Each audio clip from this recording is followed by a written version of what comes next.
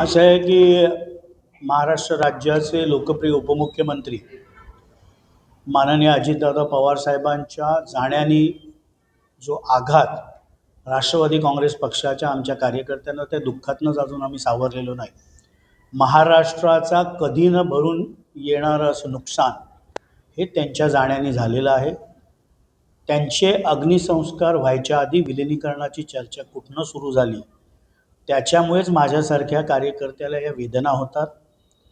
विलिनीकरणाबाबत माननीय प्रांताध्यक्ष खासदार सुनील तटकरे साहेबांनी आमची भूमिका स्पष्ट केलेली आहे.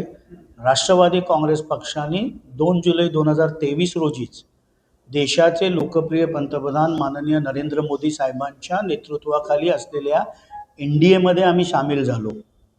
महाराष्ट्रामध्ये महायुतीमध्ये सामील झालो. त्यामुळे ज्यांना विलिनीकरणाची घाई लागली आहे त्यांनी याबाबतची आपली भूमिका स्पष्ट करावी. कोणाचा पक्ष कुठल्या पक्षामध्ये विलिनीकरण होणार हे त्यांनी स्पष्ट करावं. याबाबतचा निर्णय हा आमच्या वतीने आमचे राष्ट्रीय कार्याध्यक्ष खासदार प्रफुल्लभाई पटेल साहेब असतील, प्रांताध्यक्ष सुनील तटकरे साहेब असतील, त्याचप्रमाणे उपमुख्यमंत्री व विधिमंडळातील आमच्या नेत्या सुनेत्रा वहिनी असतील, ज्येष्ठ नेते छगन भुजबळ साहेब असतील, हसन मुश्रीफ साहेब असतील, दिलीप वळसे पाटील साहेब असतील, धनंजय मुंडेजी असतील, हे सर्व मिळून त्याबाबतचा निर्णय घेतील. आत्ता तरी राष्ट्रवादी काँग्रेस पक्षाचे कार्यकर्ते अजूनही आमचं दैवत अजितदादा पवार साहेबांच्या जाण्याने जे दुःख आम्हा सगळ्यांवर आलं आहे त्यातून अजून आम्ही सावरत आहोत. तर आज अंजली दमानिया यांनी कुठेतरी एक टीका केलेली आहे की या संपूर्ण घटनामध्ये तटकरे साहेब असतील किंवा पटेल साहेब असतील किंवा यांचा काही हात आहे की नाही असं आहे की त्यांनी संपूर्ण ती बाईट याची सुरुवात करताना त्यांचं वाक्य मी ऐकून मला तर धक्काच बसला की घरामध्ये एखाद्या कुत्र्याचं दुःखद निधन झालं तर 10 दिवस आपण शोककळा सांभाळतो करतो, मात्र प्रफुल्ल पटेलजी असतील, तटकरे साहेब असतील, भुजबळ साहेब असतील यांनी आपली दिनचर्या चालू केली. म्हणजे अत्यंत नीच आणि नालायक प्रवृत्ती कशी असते ह्याचं उदाहरण त्यांनी दिलेलं आहे.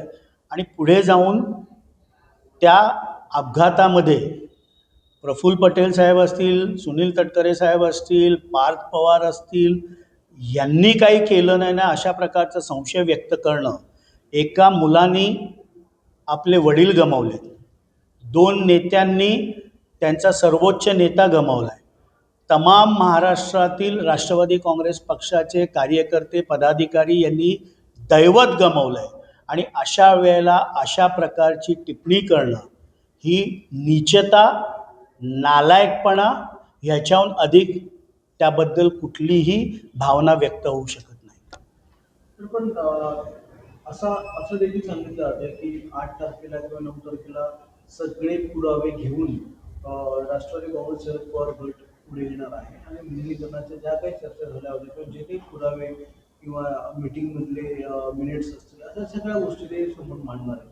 काय वाटतं त्यांच्याकडे पुरावे आहेत किंवा त्यांच्याकडे अशा प्रकारची ही हे दाखवण्याची वेळ काय आहे? असं आहे की ज्यांना विलिनीकरणाची घाई लागली, ज्यांनी अग्निसंस्कार व्हायच्या आधीच विलिनीकरणाबाबतची चर्चा सुरू केली, त्यांनी त्यांची भूमिका स्पष्ट करताना त्यांना हे स्पष्ट करावं लागेल की केंद्रामधील लोकप्रिय पंतप्रधान नरेंद्र मोदी साहेबांच्या नेतृत्वाखाली NDAमध्ये सामील व्हायला ते तयार आहेत. महायुतीच्या सरकारमध्ये राज्याचे मुख्यमंत्री देवेंद्र फडणवीस साहेबांच्या नेतृत्वाखाली राष्ट्रवादी काँग्रेस पक्ष आहे, त्याच्यामध्ये त्यांना विलिनीकरण करायला तयार आहेत. त्यांना त्यांची भूमिका स्पष्ट करायची. आमची भूमिका राष्ट्रवादी काँग्रेस पक्षाची जी 2 जुलैला माननीय अजितदादा पवार साहेबांनी घेतली त्या भूमिकेवर आम्ही आजही ठाम आहोत आणि उद्याही ठाम असणार आहोत. अंजली दमानिया या उच्च न्यायालयात जाणार आहे. त्या म्हणतात की कुठल्याही प्रकारे पार्थ पवार या घटनातून वाचवू शकत नाही, काही झालं तर मी स्वतः उच्च न्यायालयात जाणार आणि माझा लढा जो आहे सुरू झाला. असं आहे की संविधानाने त्यांना अधिकार दिलेला आहे. याच्या आधी अनेक वेळेला त्या कोर्टात गेल्यात आणि कुठलाही आरोप कुठल्याही नेत्याविरुद्ध त्या कोर्टामध्ये तो टिकलेला नाही. त्यामुळे केवळ प्रसिद्धीसाठी सो कॉल्ड समाजसेविका ह्या अशा आरोप अनेकदा त्यांनी केले, पण आजपर्यंत त्यांनी केलेला कुठलाही आरोप हा कोर्टामध्ये त्या प्रूव्ह करू शकलेला नाही. पाच पवारांना टीएमची दिल्याच्या बातमी देखील समोर येतात. असं आहे की आत्ताच काही वेळापूर्वी राज्याचे महसूल मंत्री, ज्येष्ठ मंत्री माननीय चंद्रशेखर बावनकुळे साहेबांनी स्पष्ट केलं की अतिरिक्त मुख्य सचिव महसूल विकास खर्गेजींच्या नेतृत्वाखाली जी काही टीम नेमण्यात आली होती कमिटी, तिचा अहवाल यायला अजून 8 ते 10 दिवस लागतील.